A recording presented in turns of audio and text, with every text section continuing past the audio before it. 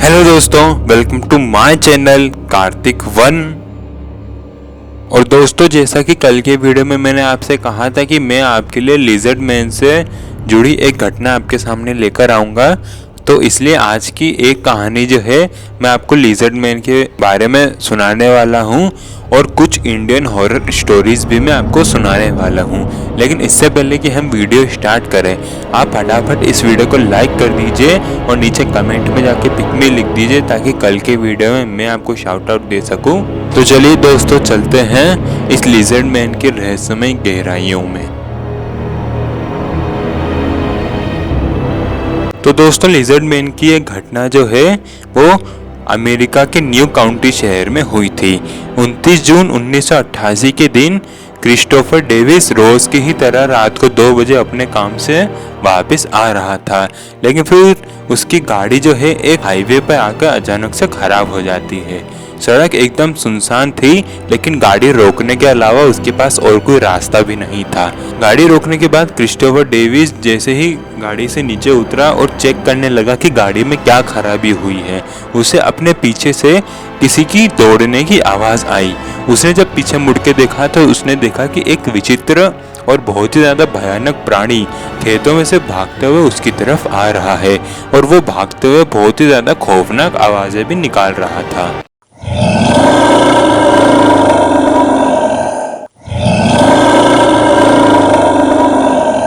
ये आवाज़ सुनकर क्रिस्टोफर डेविस जैसे ही पीछे मुड़ा तो उसने देखा कि एक बहुत ही ज़्यादा विचित्र, बहुत ही ज़्यादा अजीब दिखने वाला एक हरे रंग का प्राणी खेतों में से भागते हुए उसकी तरफ आ रहा है। उसको अपनी तरफ आते हुए देख क्रिस्टोफर डेविस इतना ज़्यादा घबरा जाता है कि वो अपना कार का गेट खोल के अपने कार के अंदर जाके छुप जाता है। बाद में लोगों के पूछे जाने से क्रिस्टोफर डेविस ने यह बताया था कि जब वो कार में छुपा था तो वो विचित्र प्राणी उसको तोड़ने की कोशिश कर रहा था कार की गेट को, ताकि वो क्रिस्टोफर को पकड़ सके। लेकिन जब कार का गेट नहीं खुला तो वो विचित्र प्राणी गाड़ी के ऊपर चढ़ गया और बहुत ही ज़्यादा खरोंचें मारी।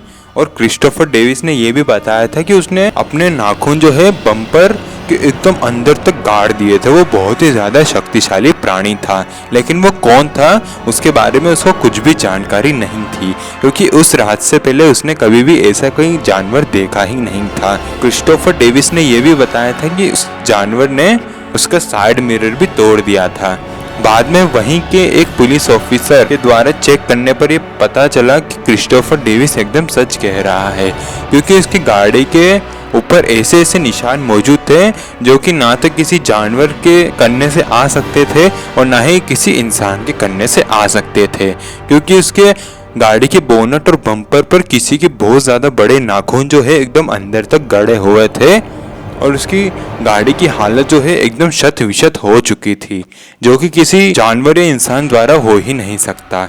इसकी एक न्यूज़ भी छपी थी जिसकी फ़ोटो आप अभी अपनी स्क्रीन पर देख पा रहे होंगे। तो दोस्तों, ये घटना जो थी लिजर्ड मैन की थी, लेकिन इसके बाद में लिजर्ड मैन की इतनी ज़्यादा घटनाएं होने लगी कि अमेरिका की सरकार ने इस जीव को जिंदा पकड़े जाने पर $1 मिलियन का इनाम भी रख दिया था। $1 मिलियन को लेने के चक्कर में बहुत सारे लोगों ने झूठी अफवाहें भी फैलाई कि उन्होंने इस जीव को पकड़ लिया है, और उन्हीं में से एक इंसान था जिसका नाम मैं आपको यहाँ पर नहीं बता सकता। उसने पुलिस को ये बताया कि उसने एक हाईवे पर उस विचित्र प्राणी को अपनी गोली का शिकार बना लिया है, और उसने उससे जुड़े कुछ इम्पोर्टेंट दस्तावेज भी पुलिस को दिखाए, लेकिन वो सारे झूठे साबित हुए। लेकिन फिर अचानक से नज़र ने क्या हुआ कि इस लिजर्ड मैन का आतंक जो है अचानक से कम हो गया। लेकिन जब इसका आतंक था उस जमाने में, तो लोग इसके नाम लेने से भी डरते थे। दोस्तों, जो लोग जो कि इस विचित्र प्राणी को देखे जाने का शिकार बने थे, उनके अनुसार ये प्राणी जो है 7.2 फीट का था, और जिसके हर पैर में जो है 3-3 अंगूठे निकले हुए थे, और इसके हाथ में जो है काले नाखून मौजूद थे, और इसकी आंखें जो है लाल लावे की तरह एकदम चमकती थी। कुछ लोगों के अनुसार इसका पूंछ होने का भी दावा किया गया है, लेकिन आज तक इस बात का पता नहीं चल सका कि ये जानवर कहाँ से आया था और कहाँ को चला गया। आपको क्या लगता है? प्लीज़ मुझे नीचे कमेंट करके ज़रूर बताइएगा। तो दोस्तों अब मैं आपको सुनाता हूँ कुछ इंडियन हॉरर स्टोरीज। और ये जो पहली कहानी मैं आपको सुनाने जा रहा हूँ वो हिमांशु जी के साथ में घटी थी, और आगे की कहानी मैं आपको हिमांशु जी के नज़रिए से ही सुनाऊंगा।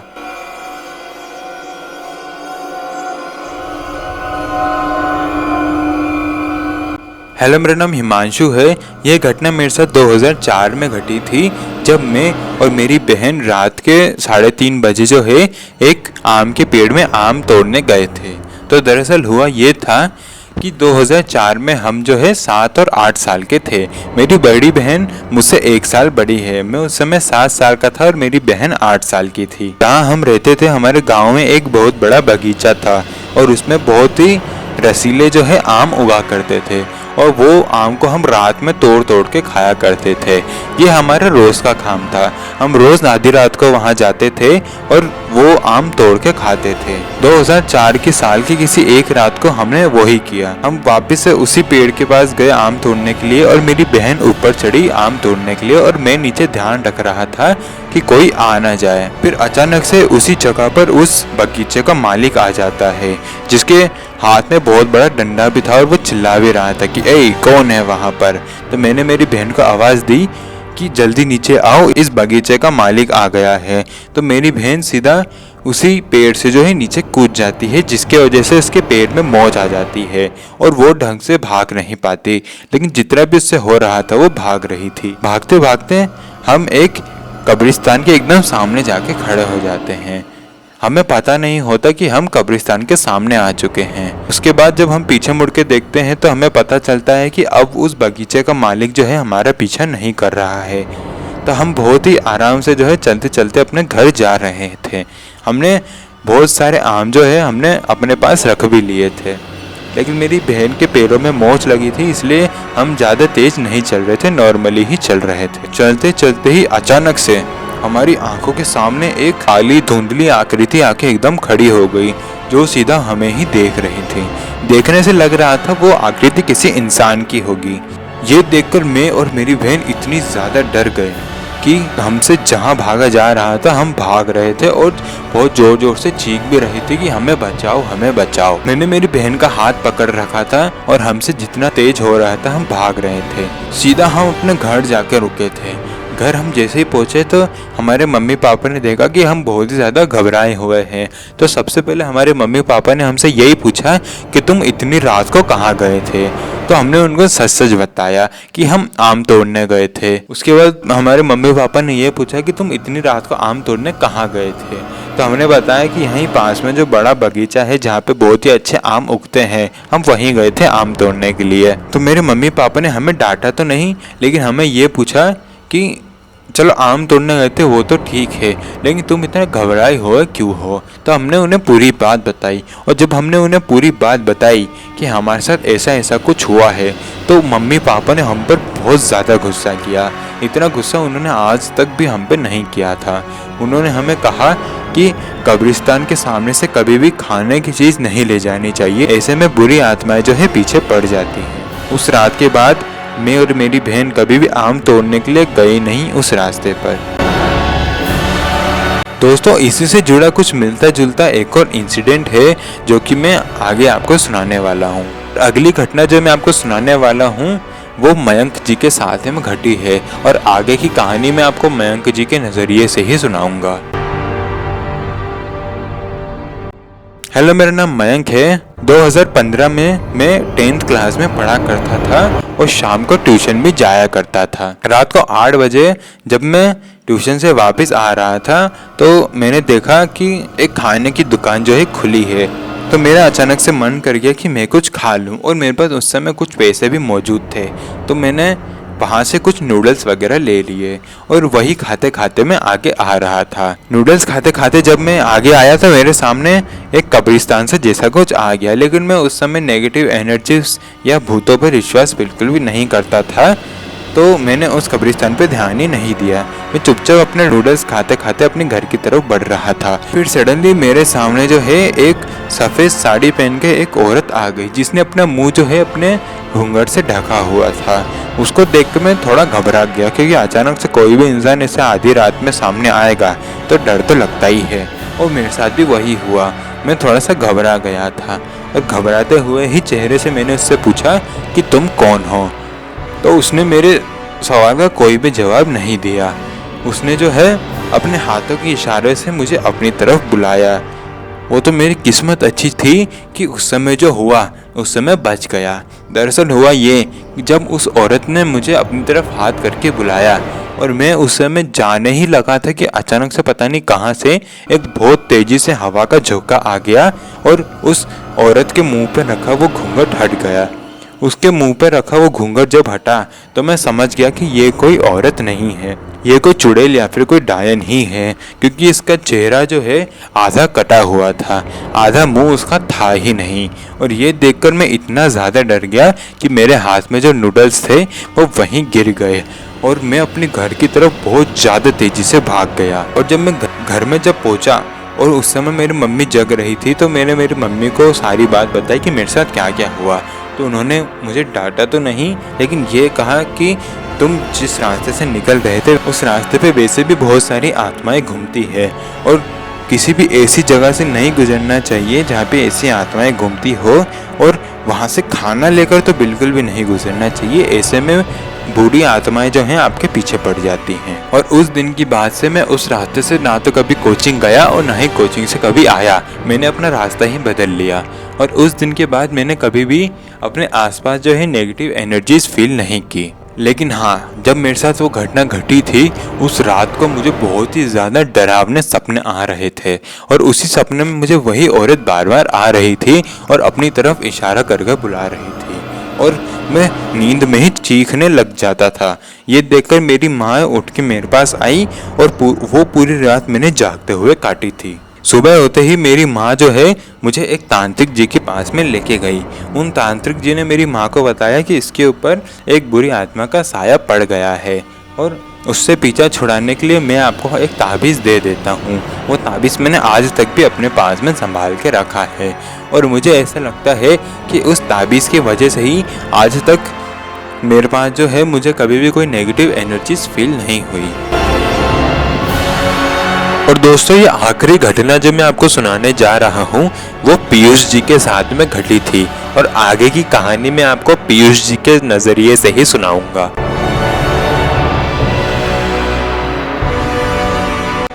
हेलो, मेरा नाम पीयूष है। ये घटना मेरे साथ 2018 में घटी थी। दरअसल हुआ ये था कि 2018 में मैं एक कॉलेज में पढ़ा करता था और एक हॉस्टल में रहता था। हॉस्टल के रूम जो है इतने अच्छे नहीं थे, इसलिए मैंने अपने कॉलेज के पास में ही एक किराए का मकान लिया हुआ था। एक रात को जो है मेरा दोस्त मेरे घर पर आया हुआ था पढ़ाई करने के लिए।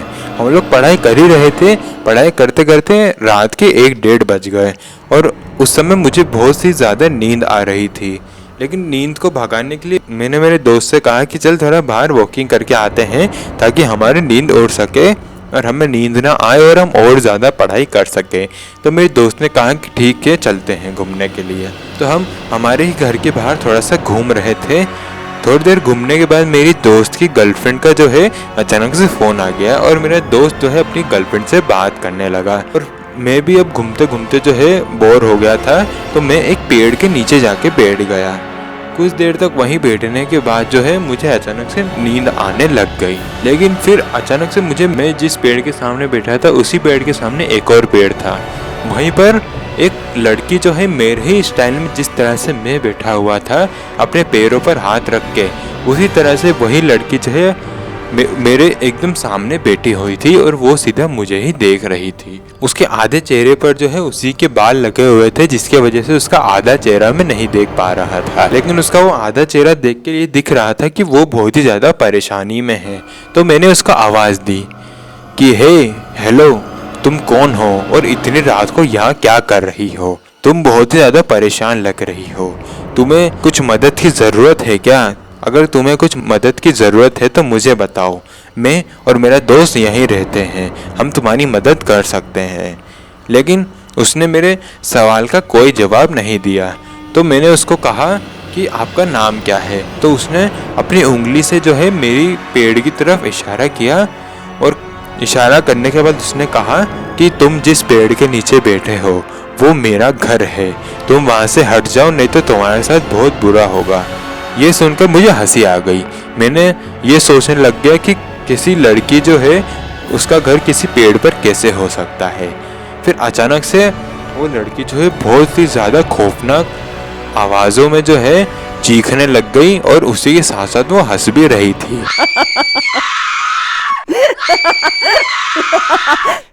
ये मेरे लिए बहुत ही ज़्यादा खौफनाक मंजर बन चुका था। ये देखकर मैं समझ चुका था कि वो लड़की कोई नॉर्मल लड़की नहीं है।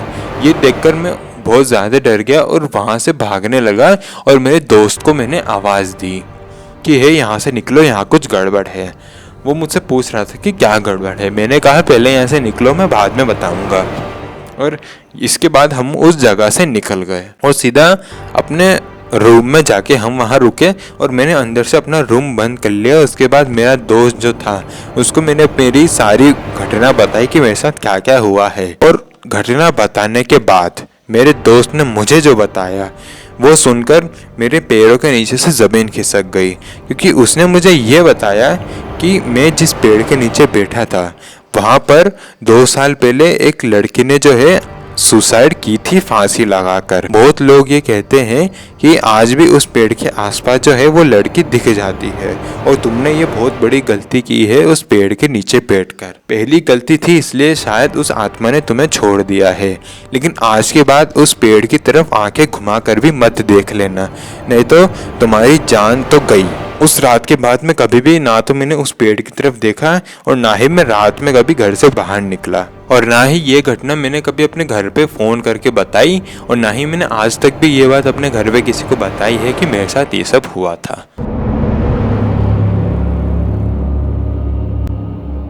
तो दोस्तों आज का वीडियो होता है यहीं ख़त्म। दोस्तों मैं जानता हूँ ये वीडियो थोड़ा सा छोटा है, क्योंकि मैं नहीं चाहता कि मैं आपको कोई गलत स्टोरी सुनाऊँ और कुछ भी आपको उठा के सुना दूँ, और हो सकता है कि उससे शायद आप भी बोर हो जाएं। तो कल पूरे दिन बैठ के मैंने बहुत सारी स्टोरीज़ के बारे में रिसर्च की, लेकिन मुझे एक भी ढंग की स्टोरी नहीं मिली, इसलिए जो भी अच्छी स्टोरी मिली वो मैं आज आपके सामने लेकर आ गया हूँ। आपको वीडियो कैसा लगा प्लीज़ मुझे नीचे कमेंट करके बताइएगा। वीडियो अच्छा लगा हो तो प्लीज़ वीडियो को लाइक कर दीजिए और नीचे कमेंट में जाके पिक में लिख दीजिए, ताकि कल की वीडियो में मैं आपको शाउट आउट दे सकूं। और रही बात दोस्तों कल के वीडियो की, तो कल की वीडियो होगी पॉपलिक मॉन्स्टर नाम के एक रहस्यमय जीव के ऊपर। तो कल का वीडियो देखने के लिए प्लीज़ मेरे चैनल को सब्सक्राइब कर दीजिए अगर आप मेरे चैनल पर नए हैं तो, और ऐसे ही हॉरर और मिस्टीरियस इंसिडेंट सुनने के लिए आप मेरे चैनल को सब्सक्राइब भी कर सकते हैं। तो दोस्तों मिलते हैं कल की रहस्यमय वीडियो के साथ, तब तक के लिए जय हिंद जय भारत।